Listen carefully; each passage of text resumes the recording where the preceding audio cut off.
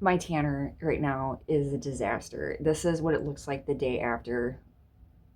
It was probably because I didn't moisturize before I put it on. I kind of was lazy with it last night, and then I just realized because I washed my hair last night. You guys, blonde's not giving up on me. It's not. It's like, we're staying. We're gonna go blonde again. I'm standing on my son's bed because he slept in my room last night. Whoa. And I just lost my balance. But I will say this, my hair is getting long, you guys. Like, that is like the longest my hair has been in probably a good 10 years.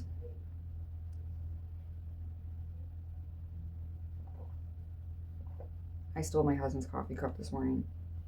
Why not? Just be getting ready for church right now. Today is Sunday. I'm kind of like right now all anxiety filled. It is PMDD week, so I will be talking about that this week. It is what it is.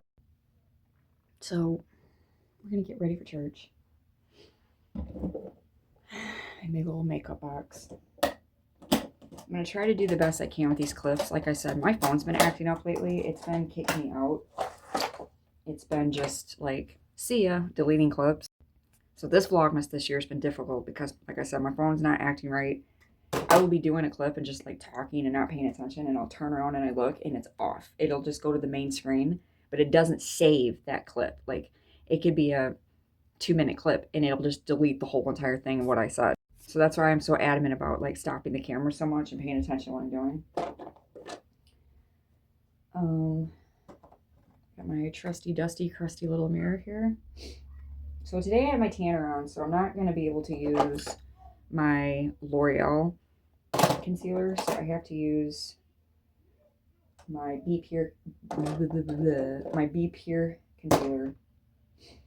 I'm really nervous to use this. I'm not going to use it. And it's too pale and I can't use it. So I'm going to use my L'Oreal, whatever's left of my Bronze It. I'm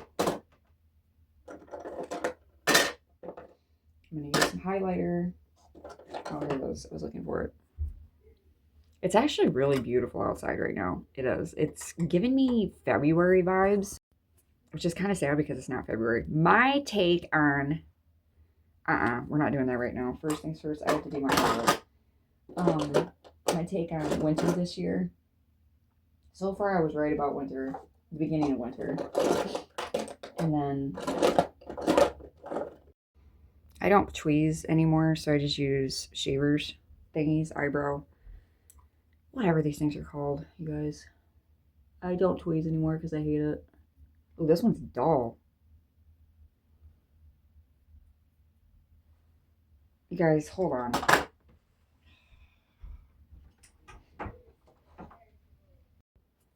I was going to skip certain parts, but at the sake of this being too long. But it's Vlogmas, so I don't know how great today's going to be. It might not be very jazz.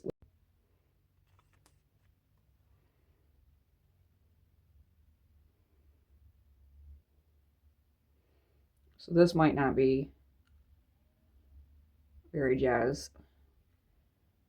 Tomorrow's Monday, and tomorrow I have to finish doing a little bit of Christmas shopping. I don't really have a lot to do left. We're pretty much done. Which I'm happy because I absolutely can't stand this time of year. I'd be looking like J-Lo, makeup-wise, like 2001, 2002. It's really messed up right now. Somebody said something really sweet the other day in my comments. They were like, you're really hard on yourself. Like, you are. You're really, really hard on yourself. You're like, your makeup looks great. And you know what, you guys? I know that I'm hard on myself. I am. I know that probably 99.5% of the time my makeup does look good. I have really, really bad low self-esteem. I've always been like that. I don't think of myself as pretty. I've never seen myself as pretty. There's a story behind that. When I was a little girl, my mom went through a lot of mental health issues. When she was in her 30s, my mom did not do good at all mentally. It was the 90s, of course, so we didn't really have a lot of, there was no, my mom didn't have the internet and Facebook, and like, she didn't do all this online stuff that she does now. So she wasn't really aware that she had a mental problem. My mom was very verbally abusive, and she was very physically abusive towards me. And unfortunately, because of this, at such a young age, all the way up until I was about 20, I think I was about 21, 22 years old, it messed with my psyche and it really damaged my self-esteem. Now, I have had many people tell me, that's not true. Like, you're thinking the wrong way. I've had, boyfriends and my husband, tell me, they're like, my husband said something really cute one time. He looked at me because I was being hard on myself, and he said, I'm going to tell you this. He goes, I don't date and I don't marry ugly women. Get my drift? So I thought that was really sweet, and I was like, true. So, but this is just me. Like, it's from the abuse that I went through when I was a kid. And I don't have eyeshadow. Yes, I do. So, a word of advice to all the mothers out there that have teenage daughters, or whatever, don't be mean. Don't say horrible, rotten things to your daughter. Because us girls, it sticks with us the rest of our lives. Like, the rest of our lives. I don't even know if I'm recording. This phone is giving me such a hard time right now.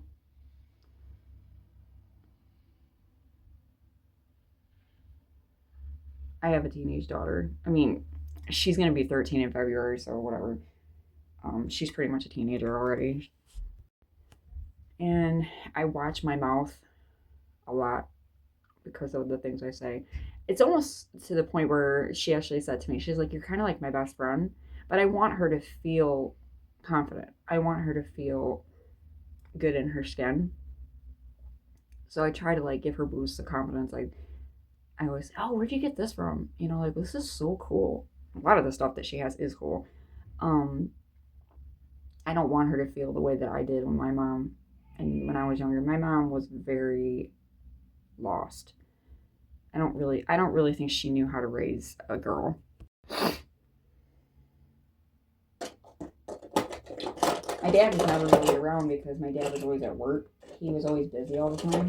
So he didn't know the extent of the abuse that I went through with her. He was never there. Like, he was always at work. My dad worked, a shop job. He was gone for 12 to 15 hours a day. He never seen it. My mom also was a heavy alcoholic. And she would drink from 5:30 in the morning all the way until she couldn't anymore. And obviously when you're drinking, you're not clear-headed. You're not doing the right thing. So I ended up taking the brunt of that a lot because my brother, he would not be home. He would always take off when she would start drinking heavily, and he would always have friends. He had friends that were in the neighborhood. The neighborhood that we lived in was mostly boy-oriented. There really wasn't a lot of girls in the neighborhood. And that was unfortunate for me because I didn't have anybody to hang out with. The one girl that I did try to hang out with, she ended up turning against me because she assumed in her head that I didn't like her, but in that I was trying to steal her boyfriend.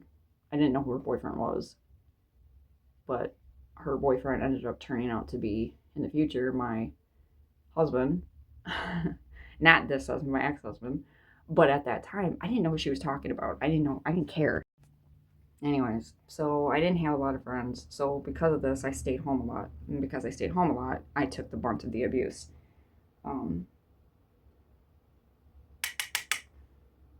So yeah, it just really messed me up. Caused a lot of... I shouldn't have done that. It's too orange. Oh well, too late. We're going in. Too late. I just did my mascara because off camera, it's too hard to do my mascara on camera. The best thing about tanning, you don't have to use a lot of makeup.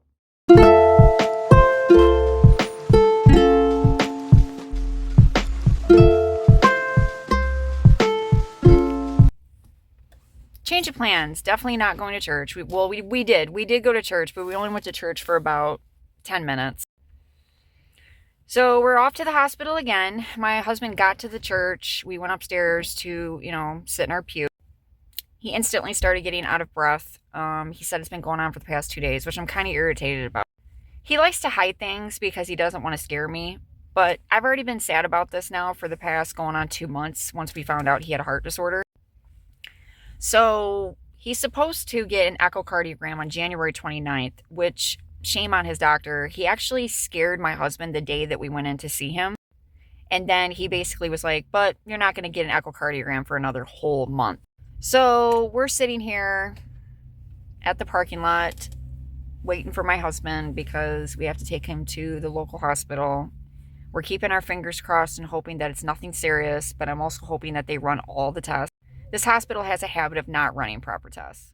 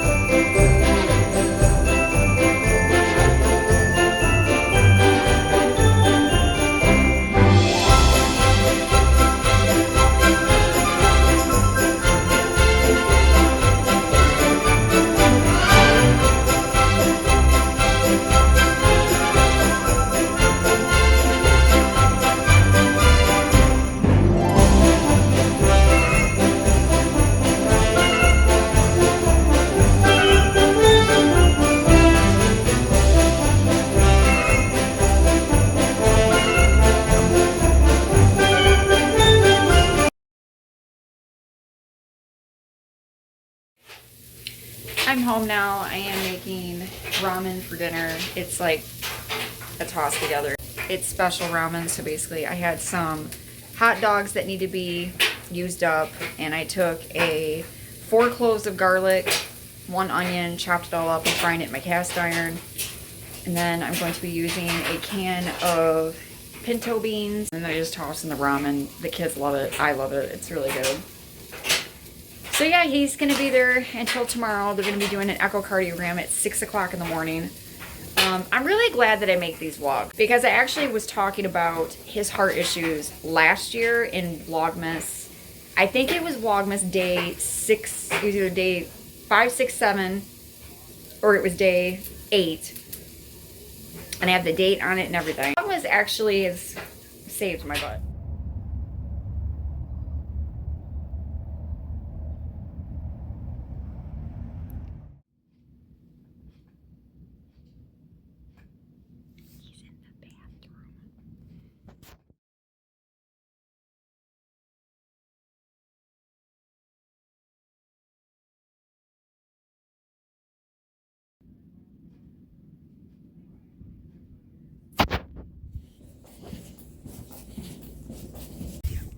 Whatever, man. Today sucks. So he's doing his test now, but I wasn't allowed to be anywhere near the room where he was getting the test done. Not only that, but they took 7.5 hours to even do the test, and now I have to pick up my kids from school.